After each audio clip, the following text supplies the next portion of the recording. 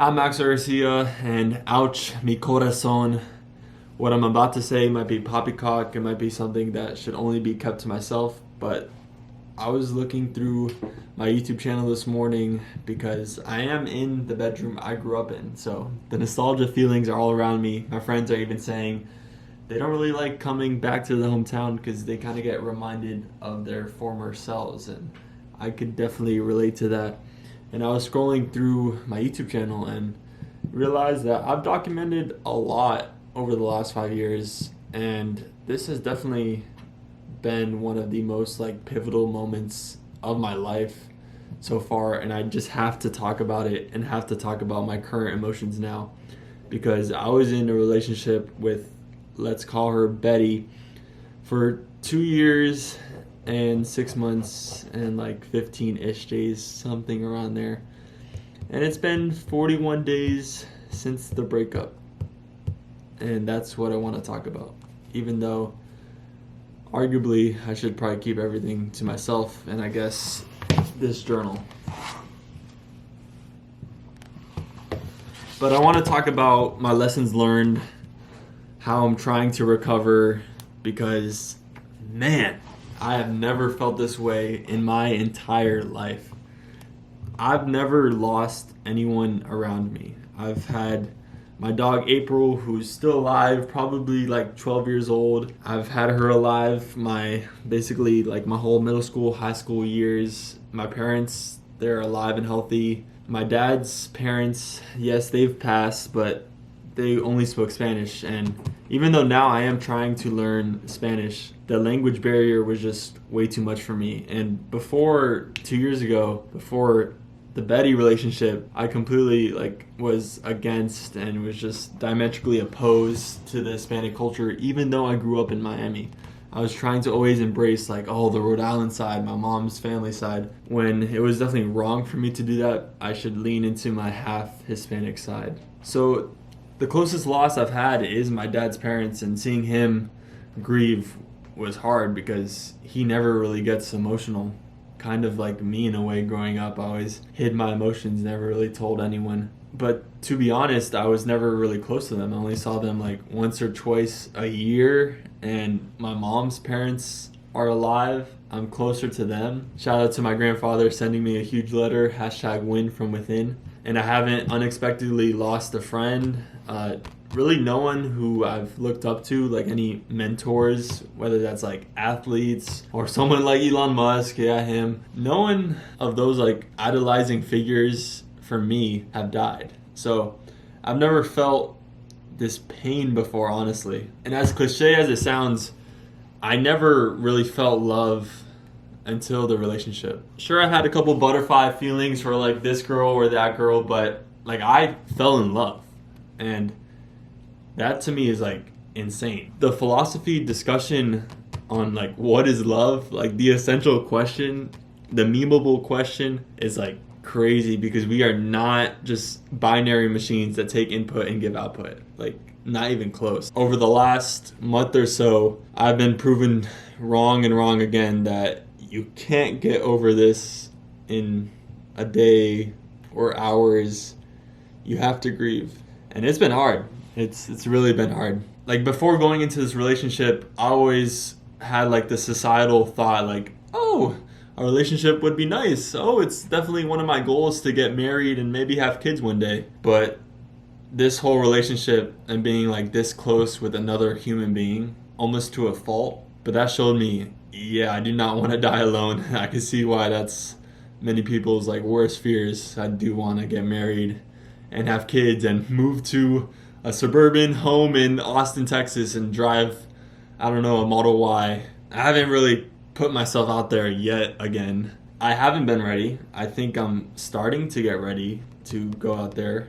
Dating is scary. I've only gone on dates with a few other girls, so I don't have a ton of experience. I know that I just have to be myself and be confident in myself, and that will get me a long way. I do want to tell one story with Betty, even though obviously I'm moving on and I am not going back. I do not want a relationship with her, neither does she. We both realize we maximized our potential, and for us to continue to maximize our potential as humans, we have to move on. So that's what we're doing. But our very first date was watching Hamilton on Disney Plus. Never saw it before that date, and now I have like Hamilton stuff like everywhere.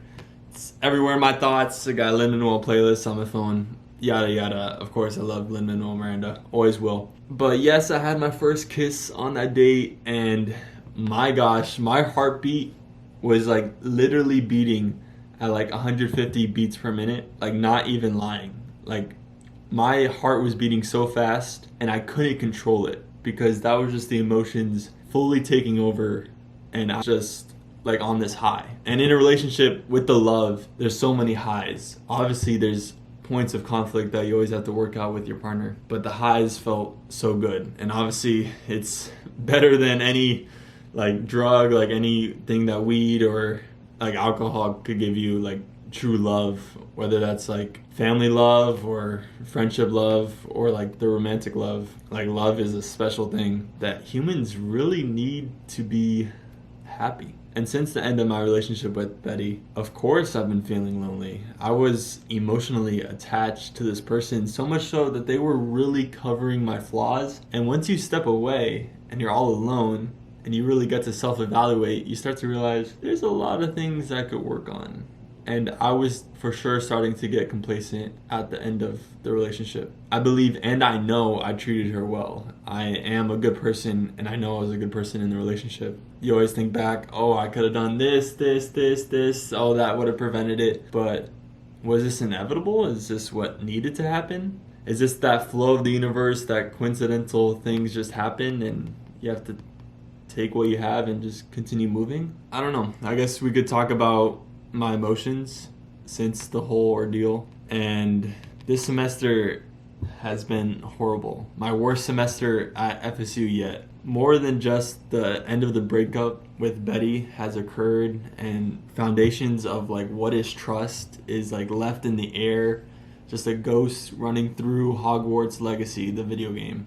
So this semester has sucked, but since it is spring break, this time has definitely led me to ponder how I can make the second half better, and I'm going to do all I can to make the second half way better than the first. Shouldn't be that hard, but hopefully I can make it like an order or two of a magnitude better. So getting to how I felt with, in a way, it was a mutual breakup because we both know that things just couldn't proceed further with how they were. So we were both kind of like, yeah, we shouldn't be together right now at the same time because of circumstances. But I felt really, really low. And without a doubt, I know I'm a positive person most of the time. I've never been one to be caught up in the doom and gloom.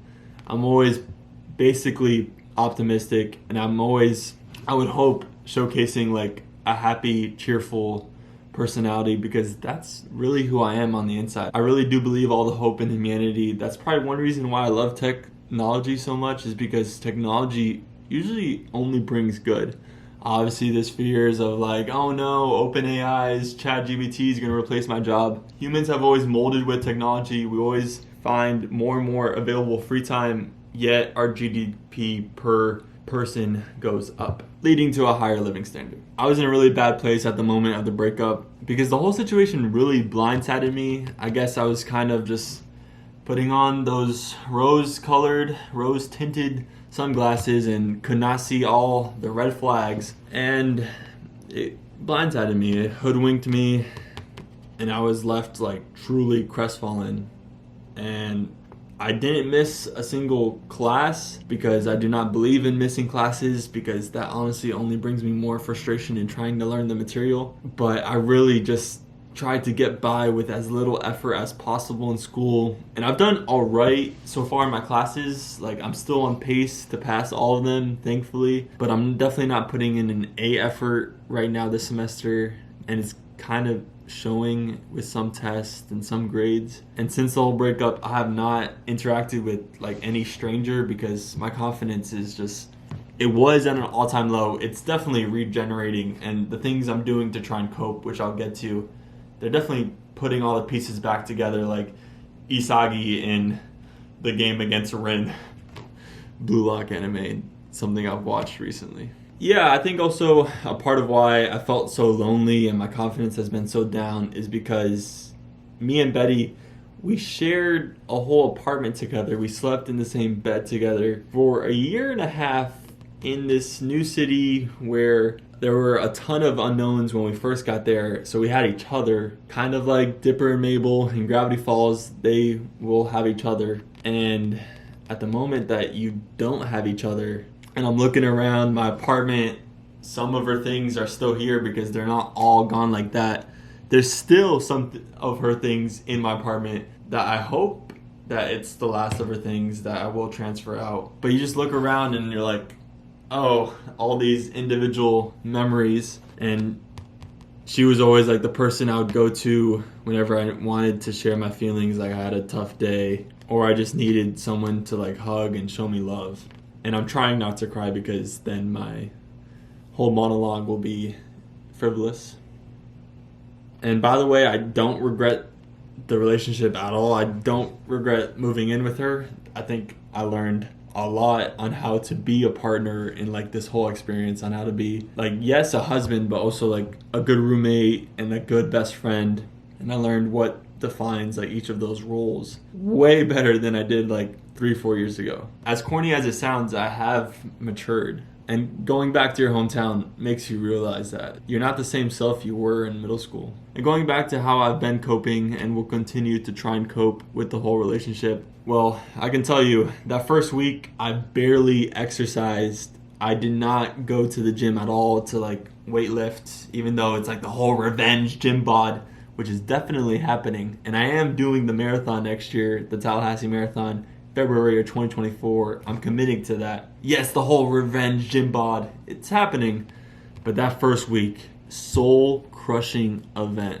That first day, I only had one class, thankfully, and I went to it, but I was on the verge of tears the whole time sitting in the classroom. And all I wanted to do is just sit in my bed, have the blanket tight around me, and just watch Mr. Beast videos like all day, because that's how I spent my first day. Because I never really watched Mr. Beast videos, the legend Jimmy, before only his like Squid Game video.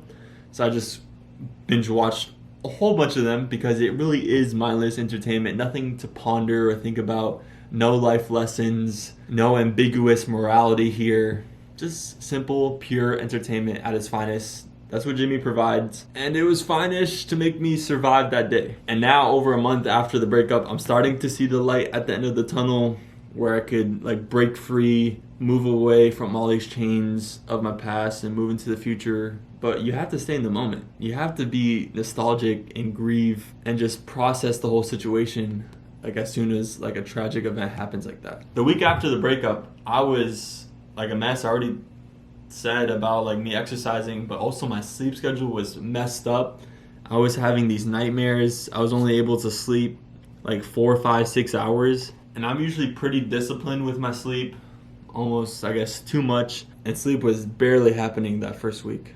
And also, since day 0, I've been leaning really heavily on my friends. So much so that they were struggling too, but for a good reason, because they were mutual friends and they were put in a tough position to like take sides or whatever. After the first couple of days, I was still texting her. I was still trying to communicate with her, even though I was starting to slowly understand, oh, we're not going to get back together. But it took me like a week to realize, oh, I should block her. And I blocked her for a month. We had a conversation after that month. We're in a good place. We don't hate each other. There's always going to be a part of me that loves her because that's the honest truth. Because she was 15% of my life. And 15% of my life was like dedicating my heart to her. Like a lot of my emotions per day, just, you know, out of the pie. A lot of it was dedicated to loving Betty. So it's hard to completely remove that because you can't. Memories are always going to be there up here. Overall, through the whole process, I've been journaling a lot. I realize I journal definitely way more when I have like more of those like negative thoughts, whether that be like feeling slight livid or feeling like worried or stressed or like sad. Any of those more negative connotation emotions, I definitely have written a ton of words here. I also went to therapy for the first time in my life. That was definitely an experience. I don't know if I'm going to do more sessions. It helped a lot to hear someone professional like process and compartmentalize like your emotions. That was all very helpful. I don't know if I'm going to go back to therapy for more sessions. I might. I can say anyone really can benefit from therapy. I've always been kind of like a hater on therapy growing up, but as it becomes less and less of a taboo, I see the benefits. I hate the whole medical system in the United States, and I don't like the cost for it, but if you have insurance that covers it, it should be fine. I get my sessions for free with the university, like many other things, but you are paying a lot of money to go to this university, so that's why it's a part of the cost. Yeah, therapy's one thing that I did. Betty even recommended that to me for some of my personal like issues that I won't really go into. Happier, also a great Olivia Rodrigo song. I've made a whole breakup playlist filled with some nice heartfelt Bad Bunny tunes and Olivia Rodrigo for sure, and Juice WRLD and The Killer Roy, all to try and get me through it. Sometimes I'm so sad I don't even want to listen to that music. That's how it is sometimes. But times like that, seeing something I'm not supposed to, or coming across like an image in my phone, or arriving back home like 40-ish days after the breakup and looking at the decorations that you had up since the relationship, her ropa in your drawers.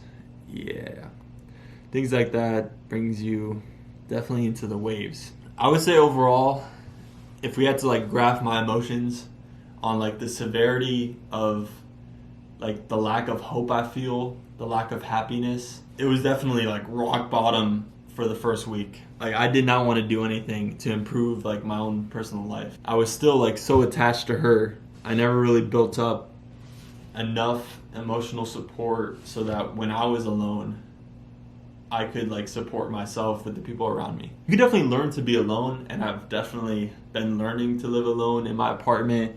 I still have Dulce. Betty got Tez. That's why Tez hasn't been in my apartment for the last month.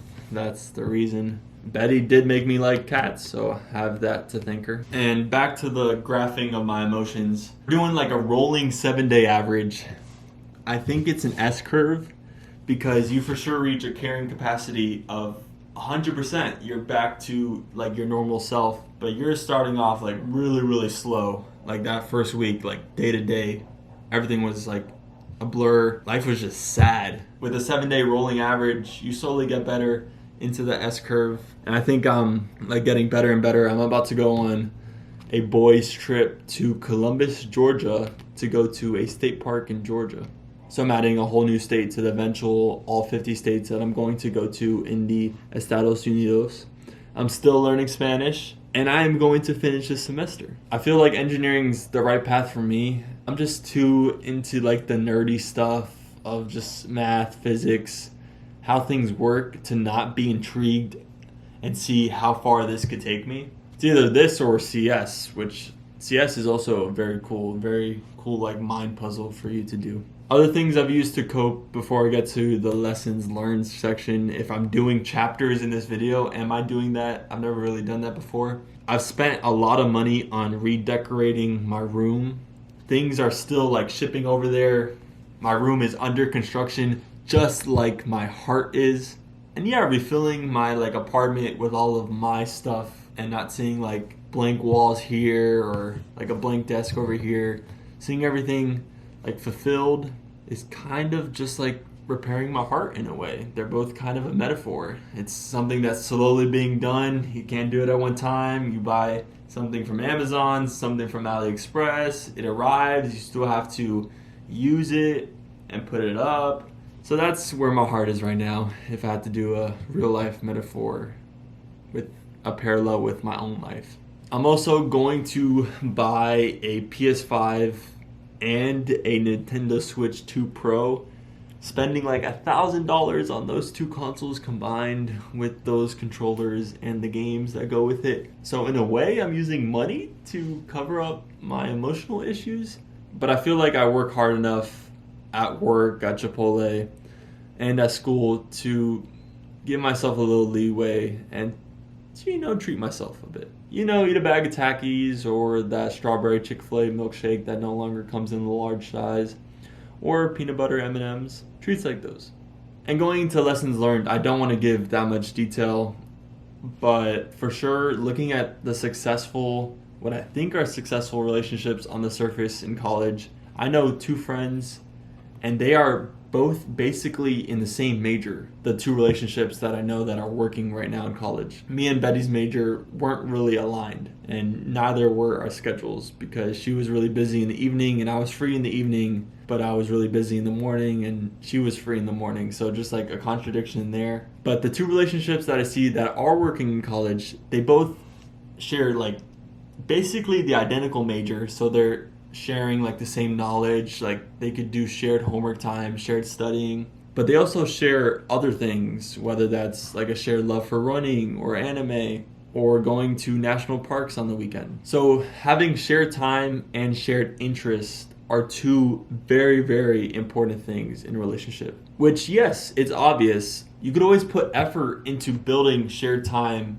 and shared interests, like start watching a show together, or like go out on more dates like every other week, or just like walk Cascades Park in Tallahassee together. You could always create a little bit more shared time and shared interests. There should already be a foundation of a base of shared time and shared interests that you guys agree on, but through a relationship, the whole goal is to expand that. Going now to my planner to see my other talking points.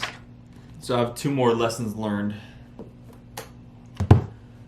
One is that you have to be actively chosen by your partner. There's no such thing as half in, half out. For now on, it is like a golden rule in my head that you just can't cheat.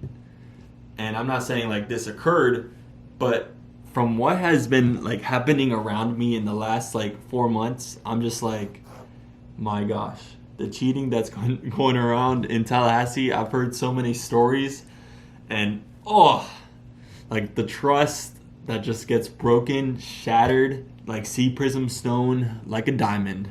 You can't and you shouldn't be thinking romantically about someone else outside the relationship. You have to be committed. You have to be all in. And if you're not, end the relationship right there. And one of the first things I did when I came back to Miami was go see Betty's mom and grandmother. And I said, thank you.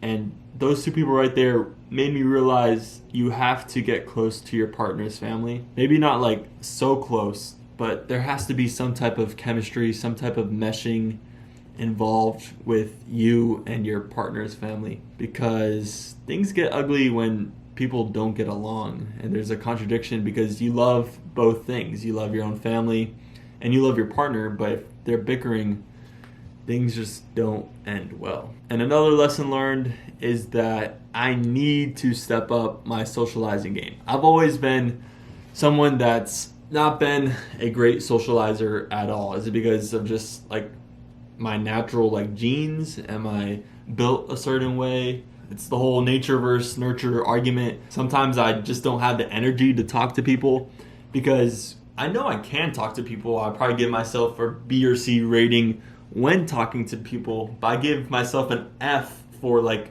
approaching other people and instigating and sparking new conversations with strangers, especially at parties. I am horrible at socializing at parties in Tallahassee. Never really been to a party in high school, like really never. So going to parties in Tallahassee, completely new environment, and I've always been leaning way too hard on Betty and my friends. And now that I'm alone, basically, I'm single, ready to mingle like a Pringle. What are you doing? Sorry, did I interrupt you? No. Dean, you're gonna watch The Last of Us. Episode 1. Episode 9.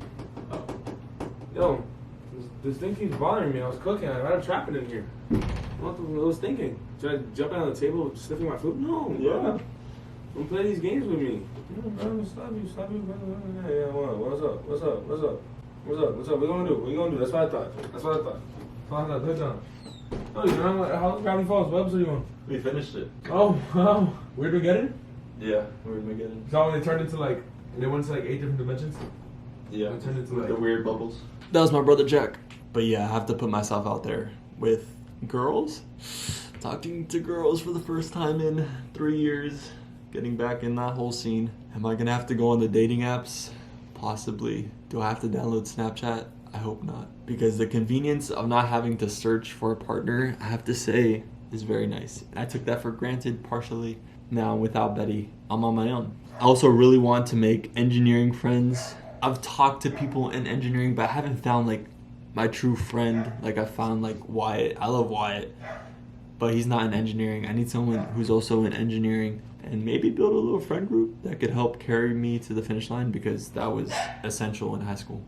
Overall, as the day passes, I'm getting more and more optimistic. I'm on that exponential part of the S curve. And speaking of things I'm going to buy myself to treat myself, I'm also buying a passport, I'm buying a soda stream, so I'm always going to have sparkling water. Without the cans, I'll probably buy both just to have, but mainly rely on the soda stream because it's actually cheaper. So yeah, I guess I'm spending a lot of money to try and recoup my emotions, but I'm also doing that myself without money. It's 2023. How long until I get in another relationship? Can I even be in another relationship the rest of my college career? Do I have enough time to dedicate to someone? I think I can. I've had my doubts over the last month on whether or not I should even pursue it. Maybe I go into hookup culture, maybe not. But yeah, I definitely for sure miss cuddling. And yes, obviously, like the more sexual parts about it, I do miss it, yes. And if I had to choose one thing in this world, like cuddling or sex, I'm choosing cuddling. Supposedly it's a hot take out there, but that's how I feel. Hopefully I can be like Ron Weasley and someday find my Hermione Granger and sing the story of tonight at the wedding. Story of tonight, let's have another round tonight. And by the way, it's a Story of Tonight reprise, not the original.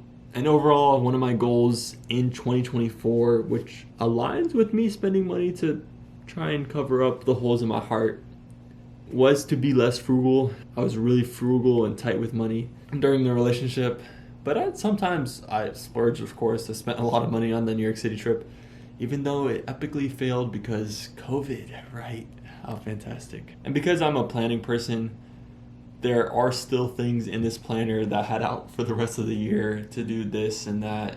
Like go to St. Augustine with Betty, which I'm never going to be able to do, or go to New York City 2024 with her.